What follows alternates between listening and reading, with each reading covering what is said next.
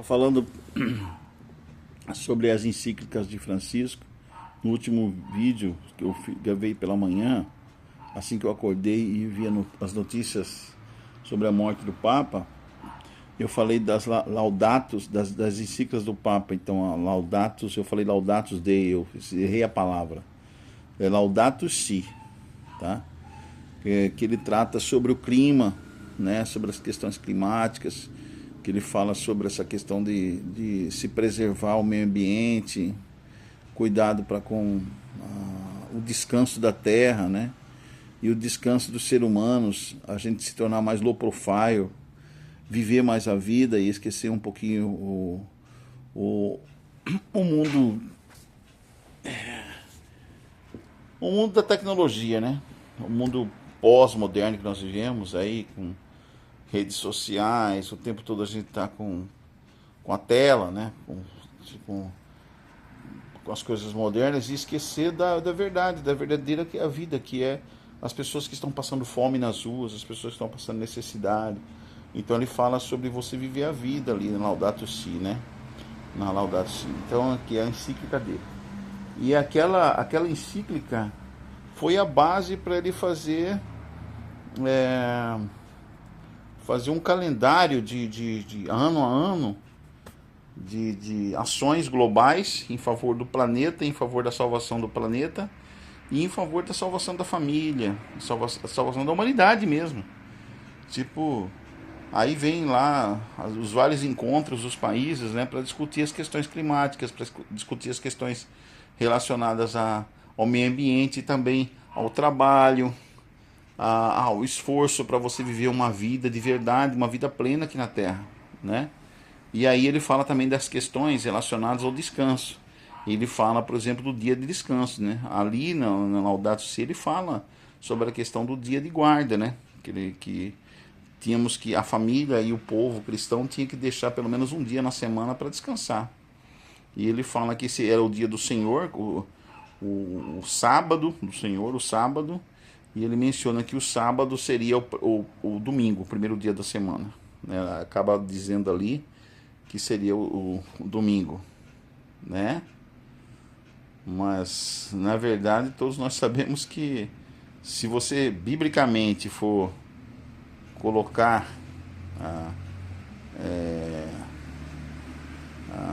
a historicidade, a história e a teologia de verdade sobre qual dia seria o dia do descanso proclamado biblicamente por Deus, não é o domingo, não é o primeiro dia da semana. O dia do Senhor, para a Bíblia, é o sétimo dia e não o primeiro dia, né? É o sétimo dia. Então há uma troca ali. Então por isso que eu li a encíclica Laudato Si, né? Que é uma questão da gente ver a verdadeira o significado de tudo isso. Mas o Francisco ele lutou para essa questão humana, né? A questão de você cuidar mesmo da vida, cuidados para com a natureza, cuidados para com o meio ambiente, cuidados para com o ser humano, todas as questões humanas. Quando fala questões humanas é alimentação, acabar com a miséria, com a pobreza, né? Todos unindo, distribuindo suas fortunas para ajudar os pobres. Então não adianta nada eu falar que eu sou cristão, mas eu não batalho e não luto no meu dia a dia para ajudar o meu irmão que está lá na rua, em situação de rua e sofrendo, né? Então ele era low profile, quer dizer, ele saía do mundo digital, você não via ele no mundo digital, ele estava lá trabalhando no meio dos pobres, no meio das pessoas discriminadas, como Jesus. Então era um cristão, era um homem que seguia o exemplo de Jesus. Quando ele era padre lá em Buenos Aires, quando ele foi bispo, arcebispo, né? E depois ele foi escolhido para ser cardeal pelo Papa João Paulo II. Ele recebeu o boné lá, não sei o nome daquilo, né? Os católicos devem saber o nome daquilo lá. De cardeal. E aí ele, como cardeal, quando os papas morriam, ele tinha que estar em Roma, né, para escolher o próximo papa. E aí quando João Paulo II morreu, ele foi um dos mais destacados cardeais e ele foi um dos mais bem votados. Ele só perdeu para Ratzinger, que tinha sido secretário de João Paulo II. Aí Ratzinger se tornou Bento XVI, mas o segundo mais bem votado foi ele, George Bergoglio, né? E assim que Ratzinger, que Bento XVI, ele pediu para sair, ou ele saiu do cargo de Papa, teve um novo conclave para escolher o próximo Papa. E aí no conclave, o segundo mais votado, que foi da outra vez, foi ele escolhido o Papa, né? O primeiro mais votado, né? Que foi o George Bergoglio, né? Cardeal argentino. E aí no discurso de ele escolhido Papa, Habemus Papam, né? E ele foi lá e ele até brincou, né? No discurso de abertura dele, ele falou assim: foram buscar um Papa lá no fim do mundo. E a gente interpretou assim: eu sou o Papa do fim do mundo, né? E de fato, parecia, né, que agora enfim a escatologia, a profecia estaria cumprindo aí em Francisco, né? Papa latino-americano, de um país da Argentina, conhecia muito bem as situações do povo latino-americano, que a maioria dos católicos estão na América Latina, né? E eu acho que a maioria dos católicos está na América Latina, né? Veio ao Brasil, assim que foi, logo depois que tornou Papa, ele veio ao Brasil em 2013. E aí continuou a luta dele, o trabalho dele em prol dos pobres e também da união das religiões. Aí ele tentou unir os muçulmanos, os ortodoxos, os cristãos ortodoxos, né? Tentou unir os judeus, as religiões de matizes africanas. Ele tentou reunir as religiões da Índia, da China, da Arábia, todas as partes do mundo, né? Visitou os Estados Unidos. Ele discursou no Congresso norte-americano, no governo Obama, na última fase do governo Obama, quer dizer, no final do governo Obama, né? De 2013, 2014. Então, ele realmente tinha até eu lembro que a revista Time na época até publicou na capa, né, a Santa Aliança, quando ele foi nos Estados Unidos. Ele visitou a igreja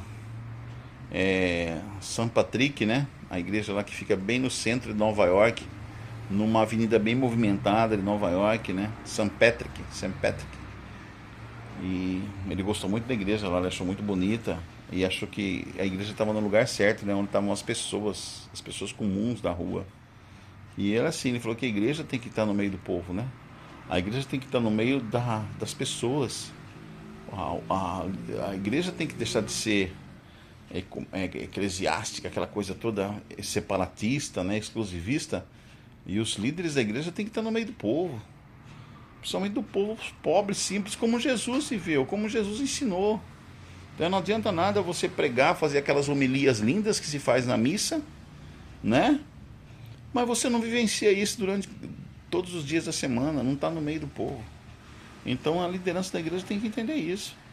Se vocês realmente querem conquistar o povo, quer trazer o povo de volta para a igreja, para Cristo, aos pés do Salvador, a igreja tem que sair, tem que ficar no meio do povo, tem que ajudar quem está precisando, né? Tem que fazer todo o esforço possível para quem está na rua, viciado de droga, em situação de rua, quem é discriminado, quem sofre preconceito, quem é perseguido, né, por causa da sua cor, por causa da sua pobreza, por causa de sabe-se lá o que, né? Então, estender a mão para o sofredor.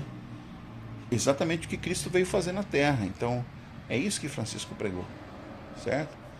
Parar de discriminar quem é homossexual, ou quem não é, ou quem vai ser, ou quem já foi, ou quem usa droga, quem não usa droga, quem é pobre, quem é rico, quem é magro, quem é gordo, quem é preto, quem é branco. Sabe, tudo isso, essas besteiras. Tem que trazer essas pessoas para os pés de Cristo, porque na verdade todos nós somos humanos, somos seres humanos. E todos nós sofremos. De uma forma ou de outra, nós todos sofremos. É isso que Francisco pregou. E é isso que ele procurou demonstrar no seu pontificado e também na sua vida enquanto padre, enquanto bispo, arcebispo, depois como cardeal, depois como papa, né? Tentando fazer a igreja se tornar acessível. E ele até pregava, ele falava que a igreja sempre tinha que se manter de portas abertas para receber e abraçar e acolher a todos, né? Para mim, o pontificado, uma palavra que resume o pontificado de Francisco, de Jorge Bergoglio: acolhimento. Acolhimento. Uma igreja de braços abertos, uma liderança de igreja que quer salvar e garantir vida plena para todos. É isso.